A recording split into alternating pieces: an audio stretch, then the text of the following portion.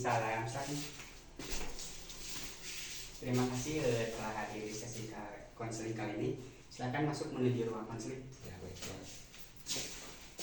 Terima kasih telah hadir di sesi konseling kali ini. Saya apresiasi atas keberanian Kang Fendi dalam hadir di sesi konseling kali ini. Di sini saya menyediakan beberapa kursi. Silakan pilih kursi yang menurut Kang Fendi ketika duduk kamu merasa nyaman. Di sini aja, Pak. Oh, baik. Dan agar sesi konseling berjalan dengan lancar, saya duduknya di sebelah mana? Boleh sih. Apakah sudah pas? Pas. Gimana kabarnya kan? Tadi gimana perjalanan ke sininya? Biasa lah macet. Sama siapa kalau boleh tahu? Sendiri. Iya. Sebelumnya saya akan mengajukan beberapa pertanyaan. Kang Preni sebelumnya pernah mengikuti sesi konseling? Belum sih. Oh, baik. Saya di sini akan menjelaskan sedikit mengenai sesi konseling. Sesi konseling ini akan berjalan selama 4 sesi. Nah, setiap sesinya itu ada waktu 45 menit sampai 60 menit. Di dalam konseling ini ada yang namanya asas kerahasiaan. Nah, untuk masalah yang kamu alami ini, yang boleh tahu selain saya siapa saja? Sudah sih. Saya saja. Ya. Oh, baik. Saya juga di sini izin mencatat hal-hal yang penting sama izin merekam video sebagai bahan pembelajaran ke depannya. Apakah diperbolehkan? Boleh. Baik, di sini saya tadi telah membaca intake info yang telah kamu isi. Jadi kamu mengikuti sesi konseling ini karena kamu kecanduan dalam minuman beralkohol. Iya. Kalau boleh tahu, kamu kecanduan minum alkohol itu sejak kapan? Sejak beberapa bulan sih. Beberapa bulan. Belakang ya. Oh iya. Jadi kamu dalam beberapa bulan terakhir kecanduan minum alkohol. Iya. Oh iya. Kalau boleh tahu penyebab kamu minum alkohol itu seperti apa? Penyebabnya karena ada masalah gitu, problem sama keluarga. Jadi alasannya kamu itu minum alkohol itu karena emang ada problem gitu dengan keluarga. Jadi kamu melampiaskan dengan minum alkohol. Iya. Nah, ketika kamu minum alkohol ini, apa sih yang kamu rasakan? Yang saya rasakan ya pastinya puyeng ya gitu ya. Dan juga bawahnya itu tenang, nggak ada pikiran, nggak ada beban. Kalau boleh tahu, ketika situasi apa sih apabila kamu ingin minum alkohol itu? Saya minum alkohol seperti itu ketika di situasi saya sedang terpuruk dan juga banyak masalah kayak gitu. Berarti ketika kamu emang sedang terpuruk, kamu itu lampiaskan dengan minum alkohol. Iya. Nah, biasanya kamu minum alkohol itu di mana? Di kosan. Di kosan. Iya. Sendiri kah apa ditemani? Ada teman. Kalau boleh tahu, sehari bisa ngabisin berapa botol? Waduh, itu mah itu ya nggak apa. Biasanya kadang sebotol gitu. Botol. Iya. Nah, ketika kamu habis minum itu, apa sih yang kamu lakukan biasanya bareng sama teman kamu? Ya setelah habis minum paling cuma ketawa bareng gitu, bercanda bareng. Lanjut tidur ya? Iya. Lanjut tidur. Bisa. Ada gak sih efek samping ketika kamu habis minum itu di keesokan harinya? Ada Pak. Ada. Seperti apa? Efek sampingannya itu di esok harinya badan pegel gitu. Kadang juga masih pusing. Iya.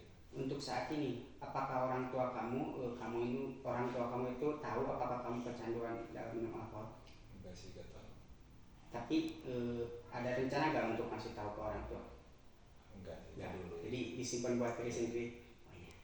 Nah tadi kan kamu ngejelasin gitu dari efek samping minum alkohol itu seperti apa, terus pada saat apa kamu melakukan itu. Nah kalau boleh tahu, awal mula kamu minum alkohol itu diajak teman kah apa dari keinginan diri sendiri?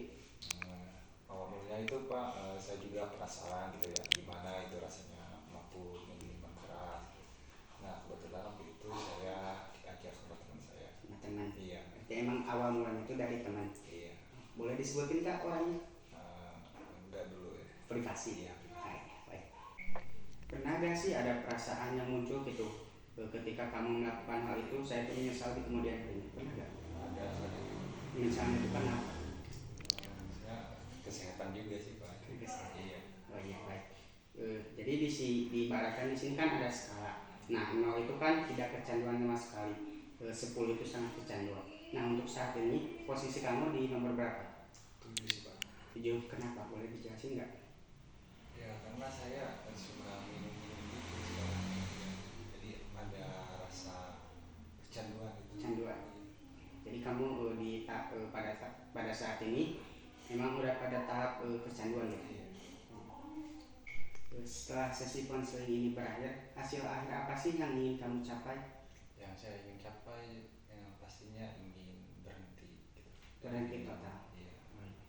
Nah, kalau boleh tahu, perilaku ini menurut kamu itu benar atau tidak? Menurut saya sih dalam hati pikir saya ini perilaku yang tidak Tidak benar. Iya.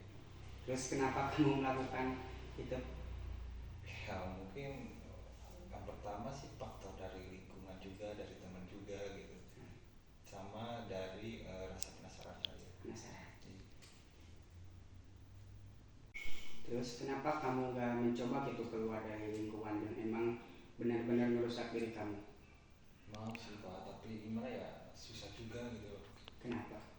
Ya karena udah gimana ya, udah ada rasa nyaman gitu di tempat itu, tapi saya juga ingin gitu keluar dari lingkungan itu. Baik. Nah, ketika kamu benar-benar bisa gitu keluar dari lingkungan tersebut, apakah kamu emang benar bisa berhenti? Apa masih ingin melanjutkan kebiasaan buruk itu? Bisa sih Pak, tapi pastinya pasti akan bertahap gitu, nggak langsung berhenti gitu. Jadi bertahap ya. Iya. Jadi bisa dikurangi gitu. Iya, jadi kurang lebih gitu. Kalau boleh tahu, ada gak sih kegiatan gitu yang emang membuat kamu itu lupa gitu akan kecanduan itu? Ada sih Pak, paling olahraga gitu, futsal. Futsal. Itu kamu lakukan dengan rutin kah, apa setiap? Enggak sih, enggak dengan rutin, paling paling pas ada jadwal tertentu. Berarti emang pas ada jadwal tertentu kamu itu bisa berhenti gitu atau lupa gitu akan kecanduan kamu itu sendiri. Iya.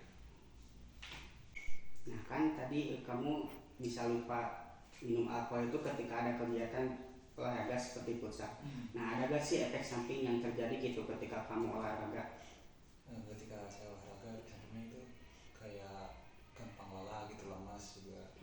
Lemas gitu.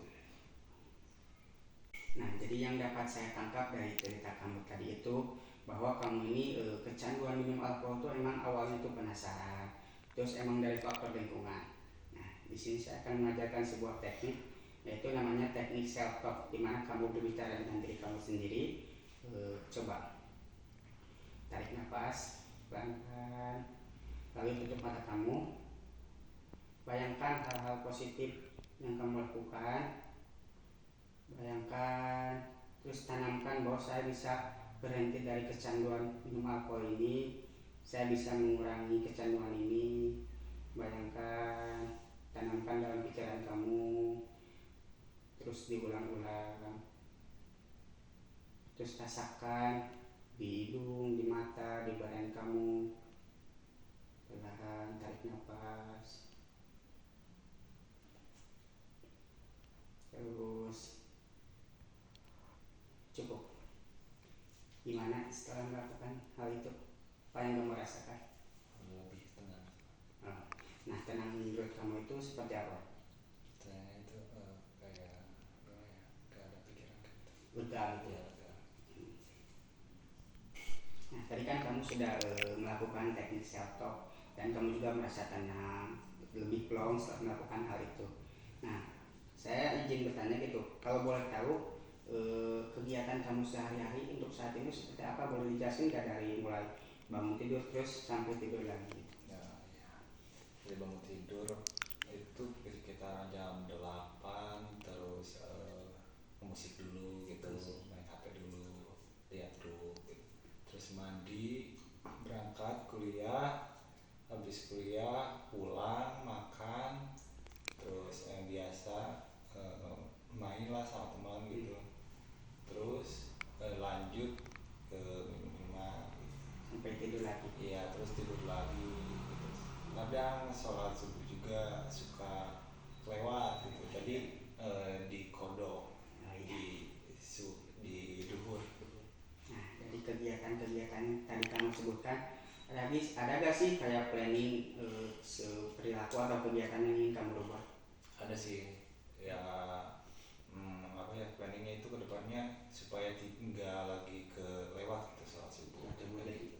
diperbanyak ibadah juga, Iya, lebih produktif ya. iya gitu. Jadi yang dapat saya simpulkan bahwa kamu ini mengalami kecanduan dalam minum alkohol sejak beberapa bulan ke belakang. Nah, untuk alasannya itu sendiri karena emang faktor ada problem di keluarga, dan juga kamu minum alkohol ini emang diajak oleh teman. Eh, dan kamu lakukan minum alkohol ini biasanya di kosan dan bersama teman gitu.